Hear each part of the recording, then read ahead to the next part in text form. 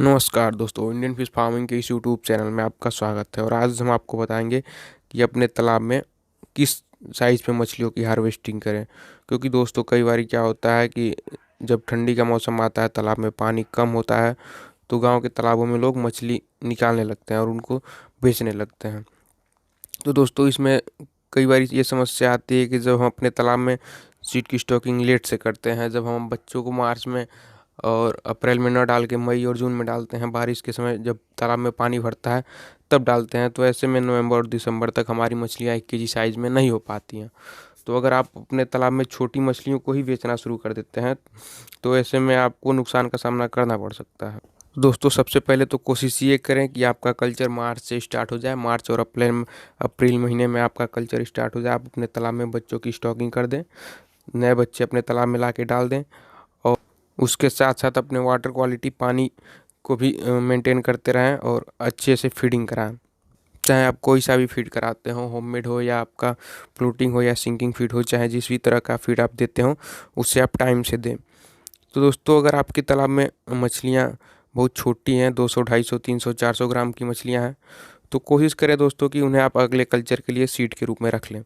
और इससे ऊपर की जो मछलियाँ हो 600, 700 ग्राम, 500 ग्राम, तो इन्हें आप सेल कर सकते हैं। हाँ, चूँकि 1 केजी साइज़ की मछली का जो रेट मिलता है वो उससे नीचे के साइज़ की मछलियों का रेट नहीं मिल पाता है। फिर भी अगर आपके तालाब में 600, 700 ग्राम की मछलियाँ हो गई हैं तो आप उनको सेल कर सकते हैं। बाकी जो उससे छोटी हैं उन्हें आप अगले कल्चर के लिए रख लें। क्योंकि आपकी 1 केजी मछली जो आपको 200, 180, 160 में बिकने वाली है, अगर वो 500 ग्राम या उससे नीचे की है तो वो 120, 130, 140 में ही सेल होगी। तो इसमें आपको एक नुकसान का सामना करना पड़ सकता है। और अगर आप इन मछलियों को, छोटी मछलियों को सीड के रूप में रख लेते हैं अगले कल्चर के लिए, तो ये मछलियाँ आपकी 6 या 7 महीने में ही 1 केजी साइज़ पे चली जाएंगी, अगर आप प्रॉपर फीडिंग कराते हैं, अच्छे तरीके से उनको केयर करते हैं तो। और दोस्तों कोशिश करें अपने सीड क्वालिटी पे कि अगर आप 4 या 5 एकड़ में फार्मिंग करते हैं, या 3-4 एकड़ में आपका मतलब फिश फार्मिंग का ही काम है, तो कोशिश करें कि आप ईयरलाइन सीड ही डालें। 1 साल पुराना सीड ही अपने तालाब में स्टॉक करें। अगर IMC और कार्प करते हैं तो आप अगले कल्चर के लिए सीड 1 साल पहले से ही रख लें नर्सरी करके। क्योंकि ऐसे सीड का ग्रोथ बहुत फास्ट होता है और 1 साल में 1 केजी से प्लस चले जाते हैं। 1 केजी प्लस वेट कर लेते हैं 1 साल के अंदर ही।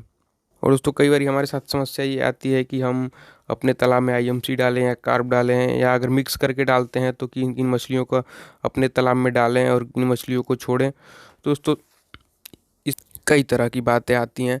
जैसे अगर आप कार्प डालते हैं तो कार्प में सिल्वर मछली होती है, अपर लेयर की जो ऊपरी सतह की मछली होती है, तो इसका वजन सबसे तेज़ बढ़ता है। सभी मछलियों में सबसे तेज़ ग्रोथ होता है सिल्वर का, लेकिन सिल्वर का मार्केट में प्राइस अच्छा नहीं मिलता है, आपको सेल करने में प्रॉब्लम होने लगती है।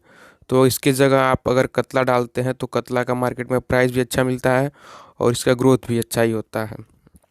अब मिडिल लेयर की बात करें तो इसमें रोहू और ग्रास दोनों मछलियों को डाल सकते हैं आप, क्योंकि इन दोनों मछलियों का मार्केट में प्राइस भी अच्छा मिलता है और लगभग ग्रोथ भी ठीक ही होता है। रोहू का ग्रोथ थोड़ा स्लो होता है, इसके लिए अगर आपका सीड 1 साल पुराना हो तो अच्छा ग्रोथ होगा। और ग्रास को अगर आप फीड के साथ साथ कुछ हरा चारा भी देते हैं तो इससे भी उसका भी ग्रोथ अच्छा होगा। और अब बात करते हैं बॉटम के लिए। तो बॉटम में आपकी मृगल और कॉमन आती हैं। तो अगर आप बॉटम में मृगल को डालते हैं तो मृगल का ग्रोथ भी थोड़ा स्लो होता है और मार्केट में प्राइस भी उसका और मछलियों के जगह पे कम रहता है। तो ऐसे में आप मृगल की जगह कॉमन को डाल सकते हैं, जैसे उसको चाइना कहते हैं, उसका हाइब्रिड अमूर कॉर्प कहते हैं। तो इन मछलियों को आप डाल सकते हैं बॉटम के लिए। तो अगर आप मिक्स कल्चर करते हैं या लेयर फार्मिंग करते हैं तो इसमें आप सिल्वर और मृगल को छोड़ के बाकी कॉर्प और IMC की जो 4 मछलियाँ बचती हैं, इन चारों को अपने तालाब में डाल सकते हैं। और अगर अच्छे से आप इनकी फीडिंग कराते हैं, मेंटेन रखते हैं अगर वाटर क्वालिटी को, और टाइम से हर चीज़ करते हैं, तो ये आपका 1 साल में 1 केजी प्लस 1 केजी साइज़ में चली जाएंगी सही मछलियाँ। और इनका मार्केट में भी प्राइस अच्छा रहता है, 150 से लेके 200 के बीच में इनका प्राइस रहता है। 1 केजी वेट की मछलियाँ जो लोकली सेल होती हैं।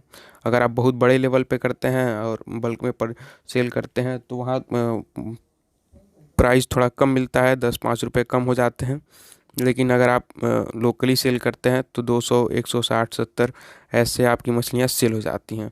दोस्तों कोशिश करें कि आप फिश फार्मिंग को और बेहतर बनाएं।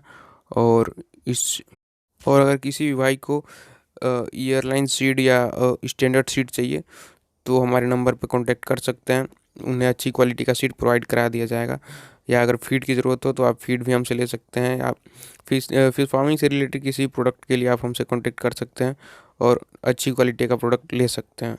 दोस्तों आशा करते हैं आपको वीडियो अच्छा लगा होगा। अगर वीडियो अच्छा लगा हो तो प्लीज़ वीडियो को लाइक कर दें और जुड़े रहें ऐसे ही फिश फार्मिंग से रिलेटेड नई नई जानकारियों के लिए। धन्यवाद दोस्तों।